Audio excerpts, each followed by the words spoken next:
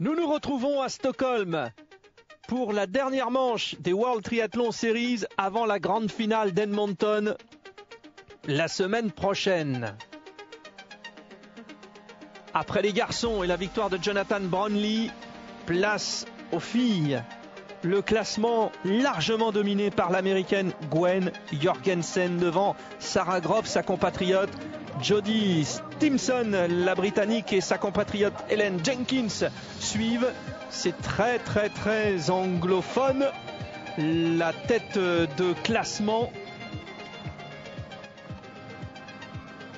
Et nous allons bien sûr nous intéresser aux ambitions. Finally go and achieve it beyond what you ever thought you could do was amazing, and to do it on home soil. C'était vraiment superbe de pouvoir gagner à domicile. C'était une course géniale à Auckland sur une distance olympique. Really tough hill, but they're on cobbles as well, so it's technical, it's tough.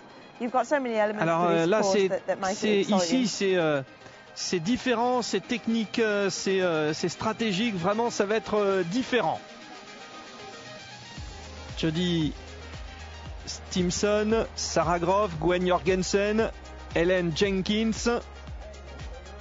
Obviously there's some debate whether or not the physiological gains of going up to altitude really pay off, but whether or not you're a responder or non-responder, but I think at the end of the day, you get a lot of strength work up there, and a strong athlete is a fast athlete. If you look at alors les conditions atmosphériques seront très difficiles. Ça va vraiment être difficile parce qu'il y a les meilleurs athlètes à chaque fois.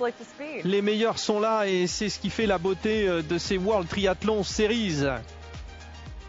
Gwen Jorgensen qui s'est déjà imposée à 4 reprises, qui est le pendant féminin de Javier Gomez.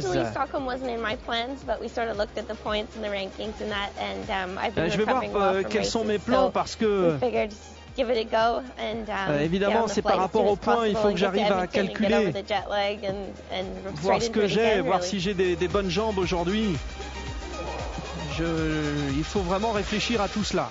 Et oui, parce que chacune a en tête évidemment ce classement dominé par Gwen Jorgensen devant Jodie Stimson, Helen Jenkins. Alors je voulais parler de Sarah Groff, l'américaine. Elle est quand même devancée par l'Australienne Emma Jackson, dont on n'a pas beaucoup parlé. Voilà, elles sont parties, ces filles, pour cette épreuve sprint. Ce sont exactement les mêmes distances que pour les filles, que pour les garçons, puisque nous sommes avec les filles. 750 mètres de natation, 20 km de cyclisme et 5 km de course à pied. On le sait, cette saison est très difficile pour les Françaises qui n'ont plus d'ambition au classement général de ces World Triathlon Series. Donc nous passerons des Françaises sur cette manche ici à Stockholm. Nous avons les meilleures, elles sont 58 à s'être jetées dans cette eau à 15 degrés en plein cœur de Stockholm, une ville construite sur l'eau avec plusieurs ponts. Vous prenez le métro, vous passez sur le pont au-dessus de l'eau, plusieurs petits villages, et au centre, eh bien, il y a le vieux Stockholm avec le Palais Royal où est située l'arrivée et la zone de transition. C'est très bien vu d'ailleurs d'avoir organisé cette zone de transition ici. C'est un peu le point de chute à plusieurs reprises. C'est un régal pour les spectateurs et puis pour vous aussi les téléspectateurs, parce que ça permet d'avoir une idée bien précise. Qui s'en sort bien pour l'instant? Il y a l'Espagnole Carolina Routière qui est assez bien partie. Nous avons également Lucy Hall, la Britannique, Charlotte Bonin, l'Italienne, l'Américaine Katie Hersey aussi très bien placée, la Portugaise Mélanie Santos ou encore l'Autrichienne Sarah Vilic. Il va falloir aborder donc le passage de la bouée où sont pour l'instant les favorites. Sarah Groff semble la mieux placée. Elle est en tout cas devant ses adversaires directs. du classement.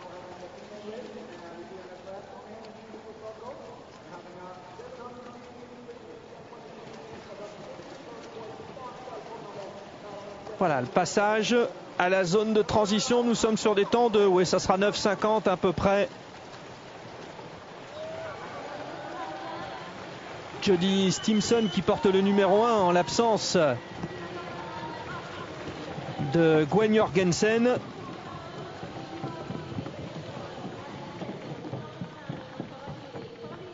Est un petit peu derrière Sarah Groff pour l'instant. Oui, c'est voilà la sortie, le classement, vous l'avez. Et l'Espagnol routier semble vraiment bien conduire sa course. Sarah Groff donc parmi les favorites. Donc je vous rappelle le classement de la Coupe du Monde. 1 Jorgensen qui n'est pas là. 2 Stimson. Alors Stimson, Jody Stimson pour l'instant qui porte le numéro 1 est un petit peu derrière. Ouais, c'était pas un très bon départ là pour Jody Stimson. Ellen Jenkins, la 3e de ce classement de la Coupe du Monde, a fait l'impasse aussi aujourd'hui. Alors que Emma Jackson, elle, est sortie assez bien également. C'est peut-être l'occasion aujourd'hui d'avoir un rapproché au classement. Alors on le savait bien sûr, avec l'absence de Gwen Jorgensen.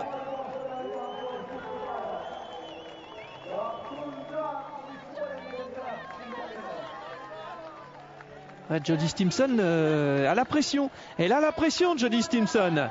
Et oui, ce n'est pas évident de porter le numéro 1. Elle porte le numéro 1 non pas parce qu'elle est en tête du classement de la Coupe du Monde, mais tout simplement parce qu'elle est la première au classement de ces World Triathlon Series parmi toutes les partantes du jour. Et elle n'apparaît pas sur le tableau de classement parmi les toutes premières. La mieux classée pour l'instant des toutes premières des World Triathlon Series, c'est Sarah Groff qui fait une grosse impression, l'américaine. Sarah Groff finalement, en l'absence de Gwen Jorgensen, sa compatriote, est en train de faire le job, de faire le travail. Je vous rappelais, dans le top 5, 2 Britanniques, 2 Américaines, sans oublier l'Australienne Emma Jackson.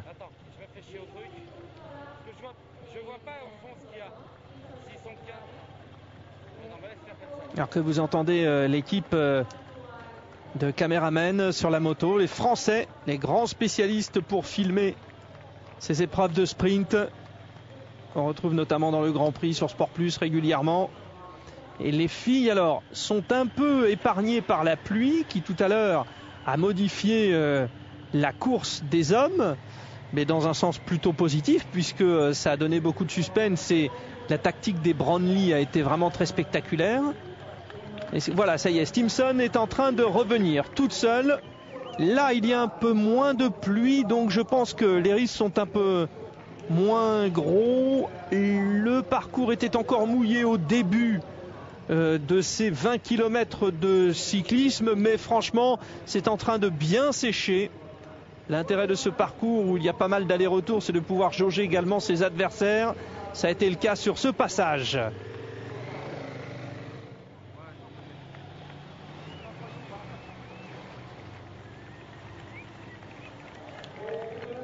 Alors, groupe de tête. Qui avons-nous dans ce groupe de tête? Nous avons Andrea Yewitt, la néo-zélandaise, bien connue, souvent là sur les Grands Prix, ancienne gagnante de nombreuses manches de Coupe du Monde. Sa compatriote Nikki Samuels également est là.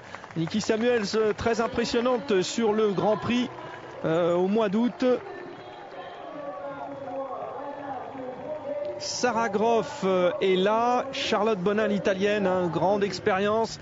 Voilà, Nikki Samuels, on le disait. Et est-ce que Hanen, la Suissesse, et donc l'américaine et la britannique, pardon. Oui, il y a les britanniques et les américaines, mais on ne va pas les confondre. Est-ce que donc la britannique Jody Stimson va revenir? Elle les voit. Ça nécessite de faire un énorme effort. Faut-il le faire tout de suite ou gérer et attendre peut-être les 5 derniers kilomètres de course à pied pour revenir? Non, parce que quand vous êtes En peloton, vous êtes à l'abri du vent, vous pouvez souffler un peu, alors que là, la situation de Stimson est horrible parce qu'elle est toute seule. Elle ne peut plus être aidée par Yolanda Hanen, la Suissesse, qui ne peut plus lui apporter de soutien. Donc il lui faut vraiment revenir très vite pour profiter de l'abri du peloton et se refaire un petit peu la santé avant d'aborder les 5 derniers kilomètres de course à pied. C'est interminable pour elle. Stimson qui se bat, elle les a en point de mire. Ces 30, ces 50 derniers mètres qui sont souvent les plus difficiles à boucher. Et on aperçoit Sarah Groff avec son numéro 2, vraiment très bien placée, Sarah Groff.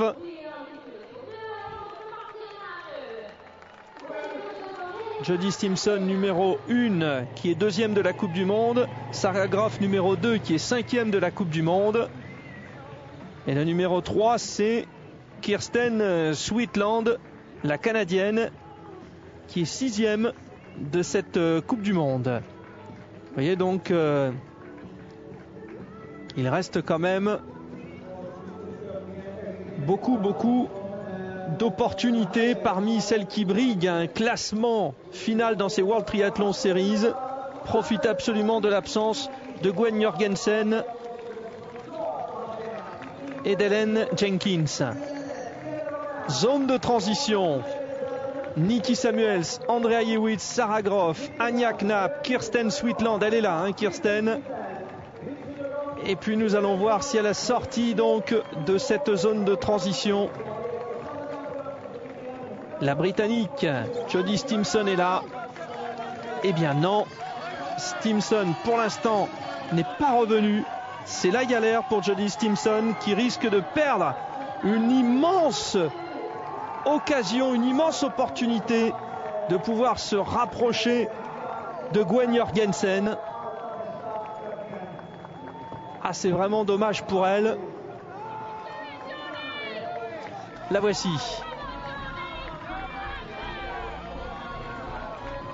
Beaucoup de retard, hein.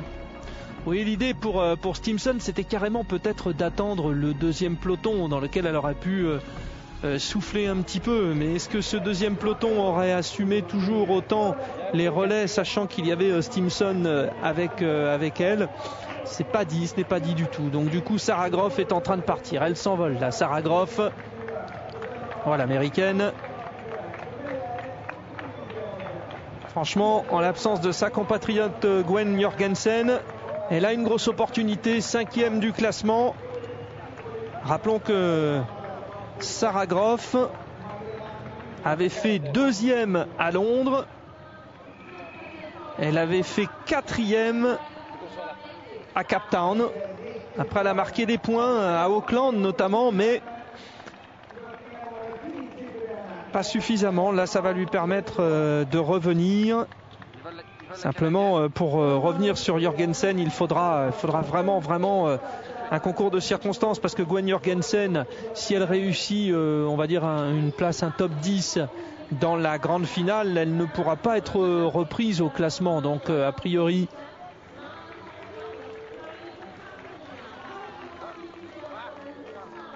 Gwen Jorgensen a d'ores et déjà remporté les World Triathlon Series. Mais il y a le podium qui se joue.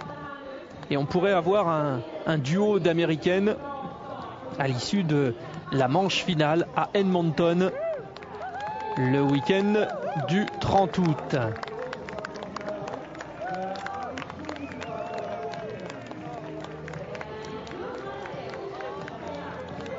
Ça tient pour l'instant au niveau du temps. La pluie ne tombe pas. Là, c'est mieux pour tout le monde. Le cyclisme est terminé. Ça ne va rien changer qu'il y ait de la pluie ou non à la partie course à pied, si ce n'est rendre le spectacle un petit peu plus difficile à mettre en place. Il y a toujours autant de vent. Et Sarah Groff, petit à petit, prend ses aises, alors qu'un petit groupe de néo-zélandaises notamment est en train de se constituer derrière avec Nikki Samuels et Andrea Yewitz. Ça fait longtemps qu'elles sont sur le circuit, ces deux-là. Sarah Groff aussi, hein, vous me direz. Hein. Andrea Yewitz, par exemple, est née en 82.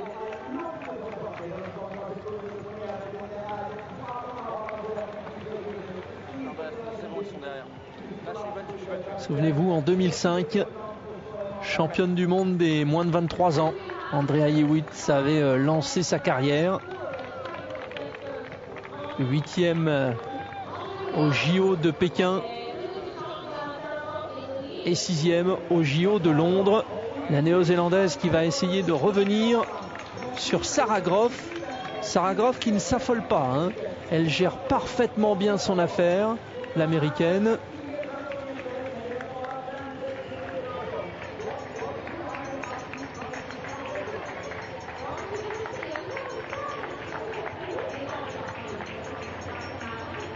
Voyez, donc le groupe Nikki Samuels, Andrea Hewitt. Et nous avons également la Canadienne, hein, très importante, Kirsten Sweetland. Ce sont des filles qui... alors pour Hewitt c'est le cas. Samuels ça sera un petit peu dur, mais on va dire que Sweetland et Hewitt ont encore des visées sur le podium final des World Triathlon Series. C'est l'occasion aujourd'hui de marquer beaucoup de points.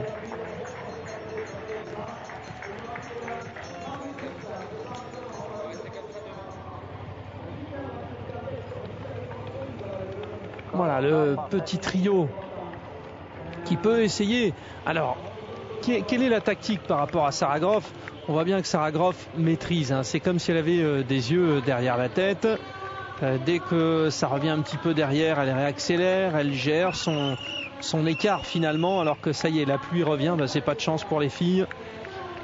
Mais derrière, donc, la stratégie des trois, c'est de donner tout, donc peut-être de profiter du rythme, de se mettre dans la foulée. Vous voyez, Hewitt, alors il peut y avoir des relais, mais ça ne sera pas aussi pesant que si cela avait été sur un vélo. Elles ne sont quand même pas très loin. À force de gérer, Sarah Groff, on peut aussi se demander si ses adversaires ne sont pas tout simplement meilleurs. Andrea Hewitt, Nikki Samuels, deux néo-zélandaises, et Kirsten Sweetland, la canadienne. Alors qu'un petit peu plus loin derrière, nous avons des filles comme l'américaine Lindsay Yardenek, sont un peu loin. Charlotte Bonin, l'italienne aussi, qui s'est faite lâcher, ou encore Carolina Routier, l'espagnole excellente à la sortie de la natation, un petit peu plus loin. La gagnante est en tout cas dans ce petit top 4, et le podium aussi y est dans ce top 4. Andrea Hewitt a pris le virage. Sarah Groff, sans jamais s'affoler, mais c'est aussi son style, hein. Sarah Groff, elle a de l'expérience. Sarah, elle sait que ça se gère, une épreuve comme cela. On passe par un petit peu plus... on passe par tous les éléments, hein. C'est-à-dire que d'un seul coup c'est la pluie, on se sent mal. D'un seul coup c'est la natation, ou alors le cyclisme, on préfère. Donc on pense à la partie où on sera un petit peu plus à son aise. Sarah Groff est quand même née en 1970, hein, rendez-vous compte. 44 ans. Comme tu peux montrer le visage. Avance. Ouais, très bien, merci. Sa meilleure place, c'était 2e à Londres. Cette année, 4e à Cape Town, 5e à Auckland. Chez les Néo-Zélandaises que vous voyez là maintenant. Sarah Groff qui avait fait 4e des Jeux Olympiques à Londres. Alors, est-ce que Andrea Hewitt revient? Nikki Samuels aussi, hein, qui semble s'accrocher. C'est comme si elle faisait un peu l'élastique, Nikki Samuels, alors que Sarah Groff va se présenter après 1 heure et 3 minutes, on va dire. Elle va s'imposer, Sarah Groff, alors que Nikki Samuels, qui elle, rappelons-le, est née en 1983, qui a aussi l'expérience, hein. Nikki Samuels essaye de s'accrocher, mais elle sera battue par Andrea Hewitt. Les deux néo-zélandaises vont faire 2 et 3. Sarah Groff a gagné, c'est un fait. L'américaine s'impose, alors que Kirsten Sweetland, la canadienne, est décrochée. Voilà, quelle performance pour l'ancienne Sarah Groff. Vraiment, aller gagner une World Triathlon Series, là, c'est fantastique. Et les deux néo-zélandaises, qui lui rendent une dizaine d'années, mais qui ont déjà l'âge de la maturité, se classe derrière elle. Kirsten Swiftland à 10 secondes. Et oui, superbe performance. Alors que Lindsey Yardenek, l'américaine, vient féliciter sa compatriote. Moi, c'est tout bon pour les américaines, hein, parce que victoire aujourd'hui. Du coup, Sarah Groff va revenir à la 2e place du général des World Triathlon Series derrière Gwen Jorgensen, qui n'était pas venu. C'est superbe. Quand j'ai vu que j'avais le numéro 2 aujourd'hui, je me suis dit c'est dur, c'était vraiment dur pour moi cette course.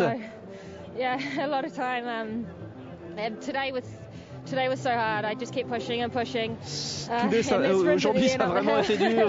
J'ai poussé, vraiment, c'était difficile.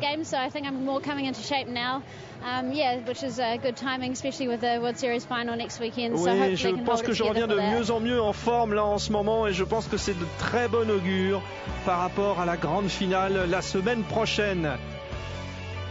Alors, ce qui est intéressant, hein, bien sûr, c'est le classement, on l'avait vu quand même plus ou moins. Mais c'est celui de la Coupe du Monde où Gwen Jorgensen va donc conserver la première place, mais devant Sarah Groff. Jodie Stimson est passée à côté. Aujourd'hui, elle ne se classe que 16e, la Britannique Jodie Stimson. Elle recule donc à la 3e place. Jenkins, la Britannique, on ne l'oublie pas, elle a été faire une place aujourd'hui. Et donc le reste du classement avant la grande finale que vous suivrez bien sûr sur notre antenne la semaine prochaine. C'était difficile, mais c'était beau. Et en l'absence de Gwen Jorgensen et avec la maladie qui a obligé Javier Gomez à abandonner, eh bien, ça a été très ouvert aujourd'hui, et ça a permis aux poursuivants, aux prétendants à la victoire finale pour les hommes et aux prétendantes au podium pour les femmes, ça a été l'occasion de se rapprocher et d'espérer encore avant la grande finale d'Edmonton. Javier Gomez n'est pas sûr de gagner. Jonathan Brownlee lui a mis la pression. Ça sera le face-à-face incontestablement pour le titre des World Triathlon Series, pour devenir le meilleur triathlète du monde. Merci. À la semaine prochaine pour les World Triathlon Series.